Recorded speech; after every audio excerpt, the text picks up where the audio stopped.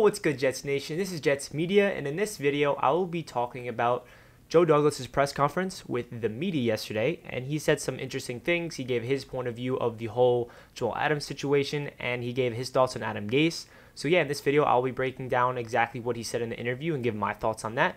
And before I get into it, just want to mention you guys can follow me over on Instagram and Twitter at NYJetsMedia. And if you're new to the channel, make sure you hit that subscribe button. I've been posting daily Jets content, and I can't wait to post content when the season starts because I have a lot in store, so make sure you hit that subscribe button.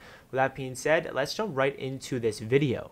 So first off, Joe Douglas started off his press conference by giving his side of the whole Jamal Adams situation, and what really stood out to me is before even anybody asked him a question, I'm pretty sure he just said his thoughts on Adam Gase, and I'm going to read the exact quote that he said. "I especially believe in Coach Gase. I think he's the right coach to lead this team. Having watching him work last year, having seen him and his staff overcome a 1-7 start, and seeing the way they did it, I really feel good about where we are with him as his leadership."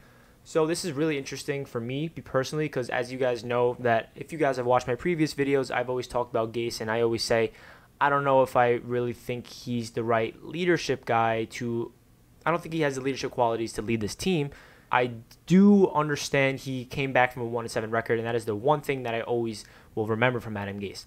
I hope Adam Gase proves me wrong, and I'm obviously Joe Douglas is going to support his head coach, and it's good to see that he's optimistic about Adam Gase. I'm not completely saying like get Adam Gase out of the building right now. I want him here. I think it would have been a mistake to fire him actually after this year, just because Sam Darnold going into year 3, learning a whole new offense would have been a nightmare. That is not how you develop a franchise quarterback. So we need Sam Darnold to go into another year of an offensive system, and now he understands the system way more.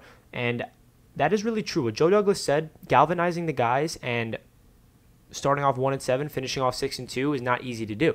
Yes, I know we were versing really not the best teams at the end of the year, and that's what people say. Yeah, we versed the Bills, and they went up against they put all their backups out there. We barely won, and the game against, the Dolphins, they are not good, and there's a lot of teams that we beat that were not necessarily really good teams, but we did go out there and blew out the Raiders. We performed, I think we did get blown out by the Ravens, but we competed. We beat the Steelers, who was a top 5 defense. And yeah, I know they didn't have a great quarterback out there, but still, we still played winning football. And you know how easy this team could have gave up on Adam Gase after 1-7, thinking yo, this season's over. I'm just gonna go out there because I'm getting paid, and this is what my job is, so I'm just gonna go out there. But obviously, Adam Gase behind the scenes that we're not aware of really is.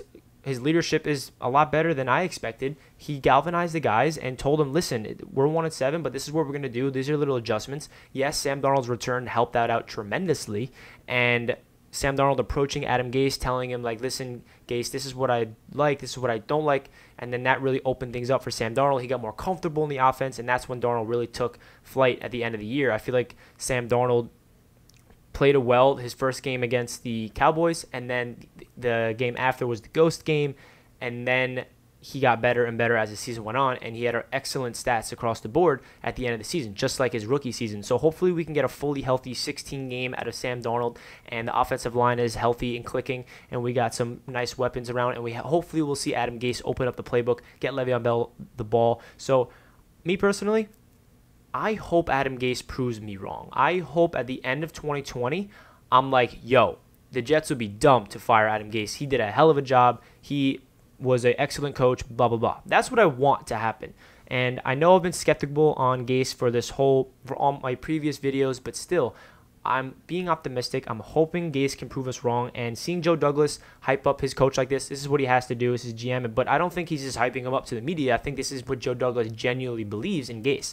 And so far, everything Joe Douglas has been doing, I agree with. I love it. I praise it. So for Joe Douglas to say this about Gase, it tells you a lot about what he says. It sounds very genuine. It doesn't sound forced. It sounds like he really believes in this. And as Joe Douglas believes in this, I might have to believe in it too. But only time will tell, and I'm not saying Gase will be the coach for the next 5 or 10 years. I'm just saying we have to wait and see. There's a lot of factors that is going to go into this season, and I'm really excited to see what Adam Gase can do. So another thing about this interview is him talking about the whole Jamal Adams situation. So he gave his side. He actually said, I never promised Jamal Adams an extension. I never promised his camp an extension. So for him to call me out a liar is just complete false, and that's pretty crazy that Jamal Adams called Joe Douglas a liar, and it was completely just not true.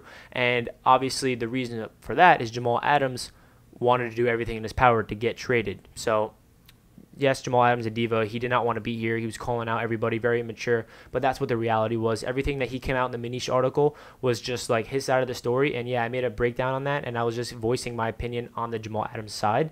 But now we got the Douglas side of it, and we could really understand the truth behind this thing. Jamal Adams really just wanted to get out of New York, and he did everything in his power, made up some lies, and that's what happened. We find out that Jamal Adams at the trade deadline was texting Cowboys players saying, yo, get me over there. Like, tell Jerry Jones to trade for me. Like, I don't want to be here. And that was during the season last year. So Jamal Adams, he's gone. And Joe Douglas's philosophy of trading him and getting these draft picks, 2 first-round picks, a third, and Bradley McDougald, that's going to really set Joe Douglas up to build his team the right way. And I'm so excited to watch Joe Douglas go to work and get some 2 first-round picks in back-to-back seasons. Do you have any idea how crazy that would be if we can hit on those 4 picks, or at least 3 of the 4? If we can hit on those and we get elite players, that's what's going to elevate this team. And Joe Douglas said that he wants to get to a point where he's drafting players and they're playing well and they're extending their own players. That's the culture he wants to build here. It's going to take time. Like we have to wait for a lot of drafts to happen in order to do that. Like hopefully Mekhi Becton, Denzel Mims, those 2 players, hopefully they perform at a high level and throughout their careers, and Joe Douglas re-signs them in 4 years or whenever that would happen. That's what the culture we want here. We want to be extending the guys we draft because they're playing that well, and we're giving them good contracts because they're playing well for their contracts. So yeah, I'm really excited to see what Joe Douglas can do. In this video, I just want to break down what he said on Adam Gase and his side of the Jamal Adams situation. Leave a comment down below what you guys thought of this interview from Joe Douglas, and if you guys even heard it, he basically voices opinion on Adam Gase, Jamal Adams, and this whole season coming up, and he thinks the 6-2 record at the end of the year last year will propel this Jets team, and he expects us to win this year. Hopefully Joe Douglas is right. You guys know me. You guys watching this video, we're all Jets fans. Let's go Jets. Hopefully we're winning in 2020 and we're in the playoffs. So that does it for this video. I'll catch you guys in my next one. Peace.